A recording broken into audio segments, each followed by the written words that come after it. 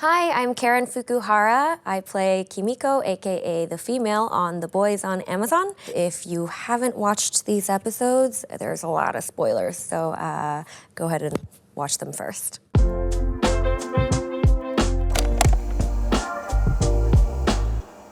The beard growth was legit. A lot of people were like, was that fake? No, it was all me, and I had never done that. I didn't know that I could grow a beard, and it became like its own thing. I had more products on the bathroom counter for the hair on my face than anything else, and it was a little obnoxious. My wife was done with it. She was like, enough with the beard, can we get rid of that? Season 3 for Kimiko is a lot about self-discovery. She has lived this life of violence, and it's not a life she chose for herself. Her powers were forced upon her. She doesn't want to keep fighting. She doesn't want to be murdering people. That's not the life she wants to live. In case you two forgot, I'll tell you what to do, and you do it. Yeah, all he wants to do is appease Homelander. You know, I'm eating Timothy, and that was sort of a test of loyalty as well. But, you know, all he wants to do is get back in the Seven after season 2. You know, and he's got his wife, Cassandra, sort of pulling the strings behind the scenes, and she's the brains of the operation. Yeah, I mean, like his main objective is to appease Homelander, so he kind of becomes his minion in a way. Oh, yeah. Well, how about I tell Homelander who really leaked all that Nazi on Storm? How about I tell him you fished the Flight 37 video out in the Atlantic and gave it to Maeve? Why, come on. Run at me, bro. I forgot your legs don't work. The dildo fight came sort of the way our stories always do, which is we spent a lot of time just figuring out the character stuff, and then we just like sprinkle in the crazy later. You know, just sprinkle in some dildo, I guess. And it started with we wanted Kimiko to have to go on a hit, because what she's really wrestling with is like this violence she's being forced to commit over and over again, and the cost that it's bearing on her soul. She just doesn't want to be this weapon. The dildo sequence was the most fun I've had on an action sequence ever, I think. Not only because it's ridiculous, it's just, you know, as a viewer, it's insane. I mean, I don't think it's ever been done in the history of television ever before.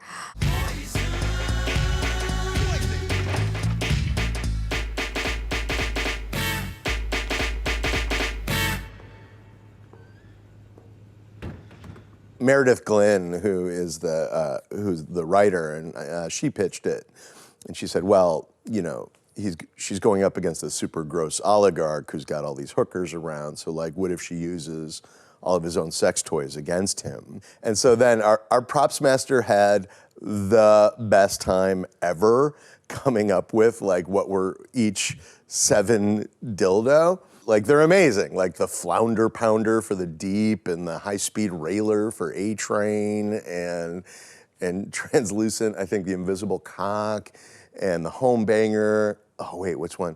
Black Noir Silent Screamer, Star Braider. The dildos are supposed to kind of work as collie sticks. It's a form of martial art, and I had never done that before, so it's funny because they're dildos, but at the same time, we have to be very like accurate with all the moves.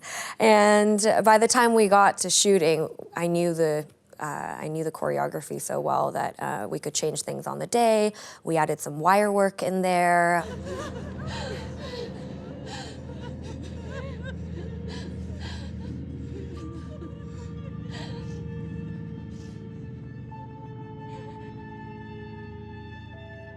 It's this moment where she realizes she's turned into the monster that she has always tried to fight off. That was a tragic wake-up call.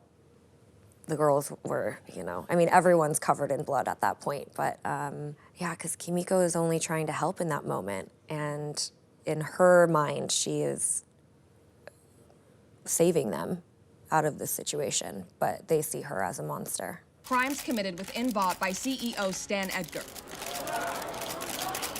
And in the coming days, the FBSA will be investigating charges of blackmail, perjury, and obstruction of justice against Mr. Edgar. Vought International must be held to the highest ethical and legal standards. The people What did you are do? entitled to the truth about their... Something I should have done a long time ago. That's a huge, deep kind of wound for her, I think, because Stan Edgar is essentially like a father to her. Granted, she starts kind of clocking that she is also just another puppet of his, or a tool that he manipulates, as he does everyone around him, successfully so. It does cost her, and she also knows that, like, the person she's getting into bed with, business-wise, is insane. So for someone who likes to operate from strategy and kind of play it as chess and kind of assess each person in front of her and what cards to pull and what buttons to switch on, she's in very unfamiliar territory. She has to make desperate decisions. And so I think she knows that the decision she's making is going to benefit her right now, but ultimately she's going to pay the price.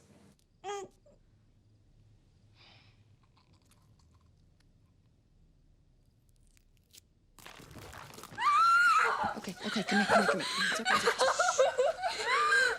That was a really tough one. I spoke to Eric about that too, about that decision, because essentially it's the same thing that happened to her as a child, and that cost her greatly. That's an intense thing to do then, to turn around and to do that to your own daughter. The person she cares about most in the world, or like the person she's doing everything for, and she wants to protect her daughter. How do you protect your daughter without seeing that as an option? I think that costs her the most in the season, even more so than Stan Edgar. Who's a handsome petit little gerbil? It's a hamster. Well, my daughter went through 3 of them. So Jamie is a character from the books. He's not superpowered, but he is a hamster. When we were breaking the story in the Russian lab, and that there's a lot of creepy, compound V testing on Soldier Boy, and what other testing would they have been doing, it sort of started to make sense that, there would be hamsters in there. And we all just kind of at once said, oh my God, it could be Jamie. We can finally bring in Jamie. In the beginning, we were like, oh, how cute, it's adorable, Jamie. And then things quickly turn. Jamie's the homie, though. He kind of, he saves Frenchie.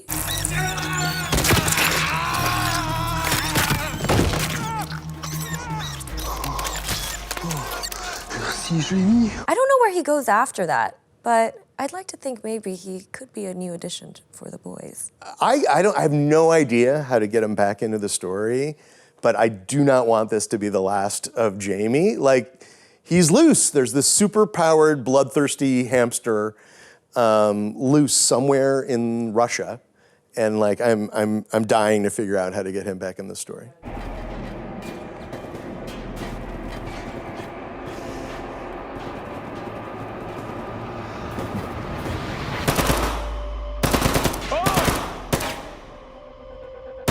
Evening.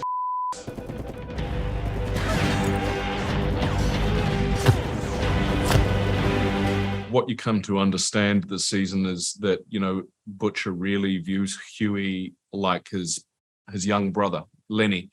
And the last thing Butcher would ever want to do is jeopardize Huey and put him in some sort of mortal danger. And if, Butcher desperately tries to dissuade him from making that same choice that Butcher's made, because Butcher fundamentally knows that it's morally the wrong choice. But Butcher's going to do it anyway because he's Butcher. So yeah, Butcher's incredibly disappointed and angry with Huey that he's gone behind his back and done this thing. But once that line is crossed, having an additional super-powered ally on your side is of benefit. Then it's it's all the chips are down.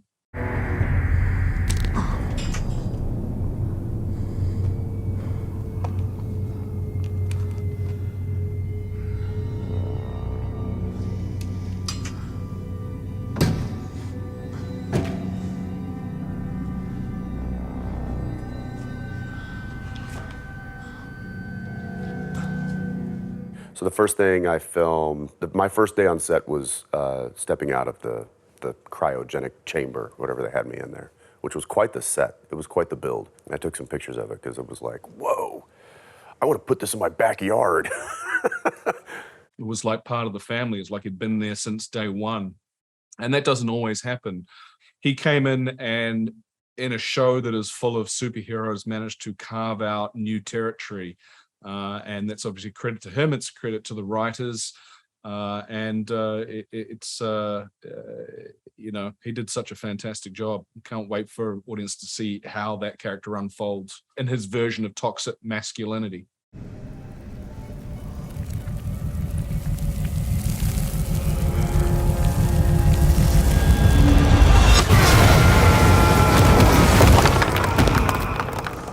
Once he was taken to the Russians and subjected to like all of these horrific, you know, highly radioactive experiments, that the cover story was, oh, okay, well, we'll use a piece of that and bury him in this, you know, reactor. And so he is in many ways, from his experience in what was the Soviet Union, like he's just this like walking nuclear reactor. Which obviously makes him like a lot more dangerous, both to people and to superheroes, because yes, he can, you know, fry the compound V right out of their blood. Yeah, what better way to you know, bring a new guy onto the set and then make him take all his clothes off. So yeah, it was a nice intro for me into a completely foreign space with nothing on but a sock. It was actually a quite chilly welcome.